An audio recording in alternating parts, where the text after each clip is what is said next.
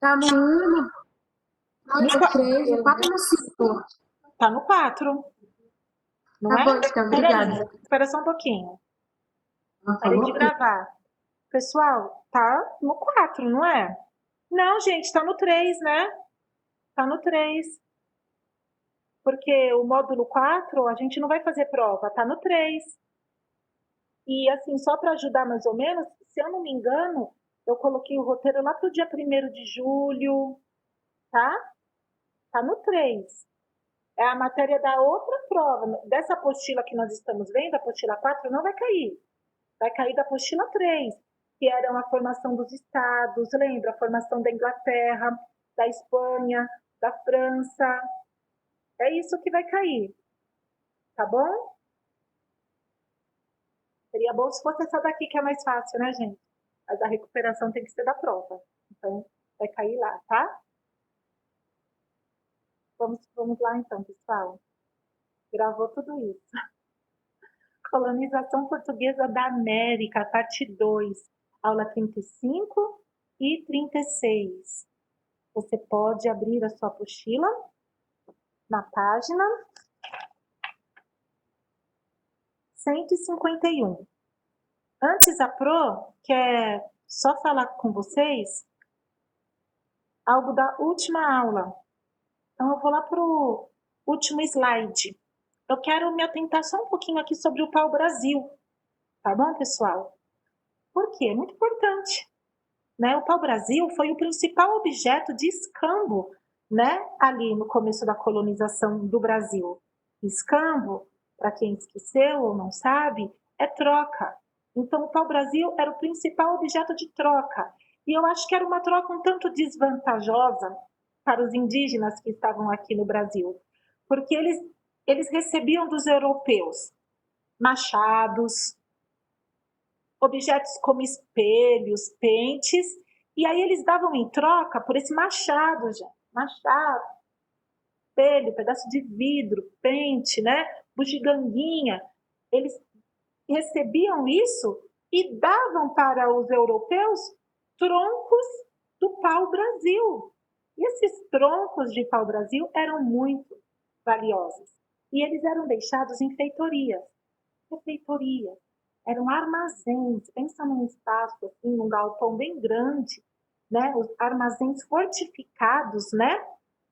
Essas eram as feitorias e eram construídas ali no litoral, onde os navios portugueses já chegavam e recolhia e levava esses troncos de pau-brasil para a Europa. O pau-brasil na Europa, o que ele se transformava lá? A madeira do pau-brasil era utilizada lá na Europa para construir as embarcações, para construir móveis de boa qualidade. A resina que era extraída do pau-brasil era de um vermelho de uma tonalidade diferente. Os europeus não conheceram o vermelho quando eles descobriram, né? Quando começaram a levar o pau-brasil para lá. Não, eles já conheciam o vermelho, mas a tonalidade de vermelho que o pau-brasil fornecia era uma tonalidade diferente e era usada em tecidos luxuosos, certo? E o pau-brasil foi tão importante, e quem não fez o trabalho, a Pro já está dando até uma dica, mas o pau-brasil foi tão importante porque apesar da nossa terra, aqui do nosso país, ter sido batizado primeiramente com o nome de Vera Cruz e depois de Santa Cruz, prevaleceu o nome Brasil, muito por causa do pau-brasil. Mas eu sei que vocês estão fazendo pesquisas, eu já li alguns trabalhos, e alguns trabalhos me falam de outras teses, né, de descoberta, de origem, quer dizer, do nome pau-brasil. Mas prevalece também essa corrente histórica de que pau-brasil, Brasil por causa do pau-brasil. Agora vamos lá para a página 151. Nós terminamos a última aula falando das capitanias hereditárias, né? O Brasil foi dividido em 15 lotes, né? Dividido entre 12 homens, que foram nomeados pelo rei. Quando eles morriam, passava para os seus filhos. Por isso que é capitania hereditária. Eles não tinham a propriedade daquela terra, eles só tinham a posse. A propriedade continuava do rei, que era o doador, e eles eram os donatários. Hoje nós vamos ver aqui o governo geral.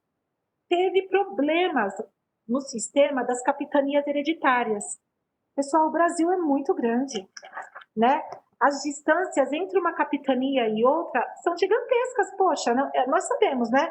Entre, por exemplo, lá em cima o Pará até o Rio Grande do Norte é longe. Do Rio Grande do Norte até aqui São Paulo, onde ficava a capitania de São Vicente, muito mais longe. Então, as grandes distâncias entre as capitanias, as distâncias eram enormes. Nós sabemos, né? Muitos donatários ficavam ausentes, né? O povo de cada capitania vivia isolado, né? E também eles tinham que, de quando em quando, enfrentar os indígenas da região, porque eles estavam colonizando, ocupando o espaço, e os indígenas não aceitaram tudo isso de bom grado. Então, as grandes distâncias, a ausência de donatários cuidando ali daquela capitania, porque só a capitania que ele tinha já era muito grande, o isolamento, confronto com os indígenas, tudo isso foram problemas com o sistema de capitanias hereditárias. Nós podemos afirmar que das 15, pessoal, só 2 prosperaram. Anote isso daí. Só 2 prosperaram. A de São Vicente, aqui na região de São Paulo, e a de Pernambuco. Só essas 2. Das 12, que você pode ver aí na página 151, ó, tinha Pará, Maranhão, Piauí, Rio Grande, Itamaracá, Bahia de Todos os Santos, Porto Seguro, Espírito Santo, São Tomé, Santo Amaro, Santana. As que prevaleceram, as que prosperaram, foi a de Pernambuco e a de São Vicente. Então, estabeleceu-se no Brasil, em 1548, o governador-geral. Era uma autoridade que o rei instituiu e que era subordinada ao rei com recursos para ajudar as capitanias.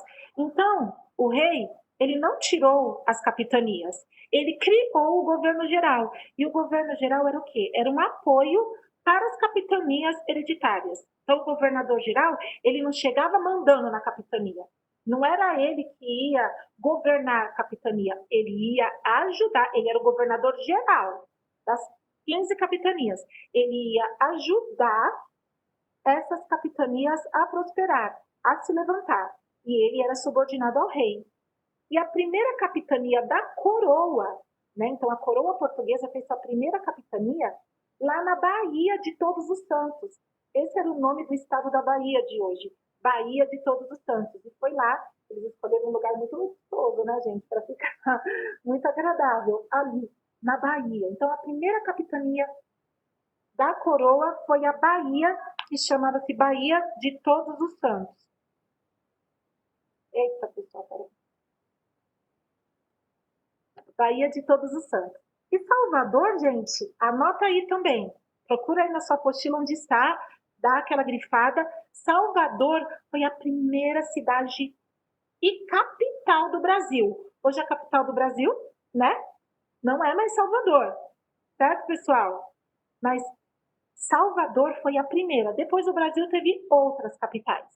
Mas a primeira capital do Brasil foi Salvador, e também foi a primeira cidade e primeira capital. Em 1549, também foi a sede do bispado. E aí surgiram novas autoridades. Nós já temos aqui na página 150, nós podemos ver que nós já temos, né, os capitães, que eram os donatários, né, de cada capitania hereditária. Nós já temos o governador geral, que está ajudando agora as capitanias hereditárias, mas surgiram novas autoridades, como o ouvidor-mor, responsável pela justiça, o provedor-mor já está dizendo, né? Responsável pelo dinheiro e impostos, e o capitão-mor, defesa. Ouvidor-mor, né? Ouve, não é? Eu tenho que ouvir o caso para aplicar, né? Para aplicar a justiça, certo? Provedor-mor, quem provê, então ele cuidava do dinheiro e dos impostos, e o capitão-mor da defesa. Aparece uma nova figura também, os jesuítas, pessoal. Pessoal, só relembrando até o nosso módulo 3, a reforma protestante, ela não influenciou a Península Ibérica.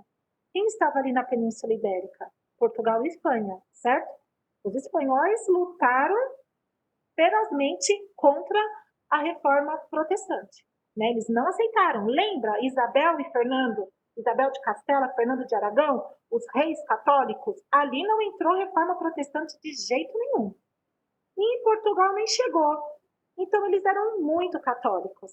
Mas ainda assim, eles lutavam contra a presença dos protestantes. Eles lutavam contra a presença dos protestantes. Eles não queriam presença de protestante nem lá em Portugal e nem nas suas colônias.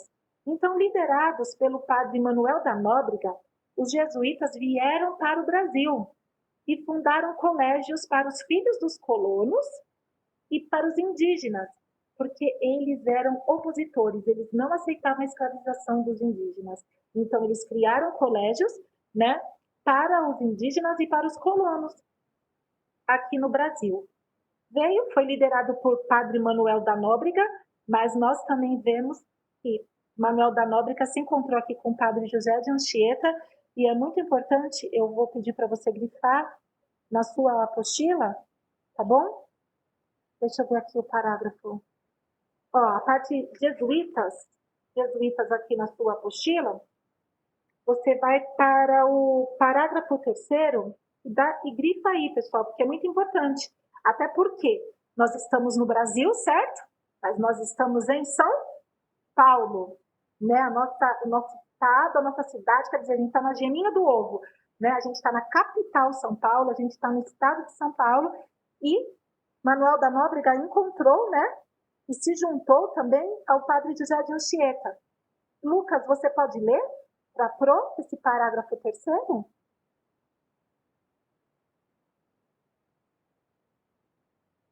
Isso.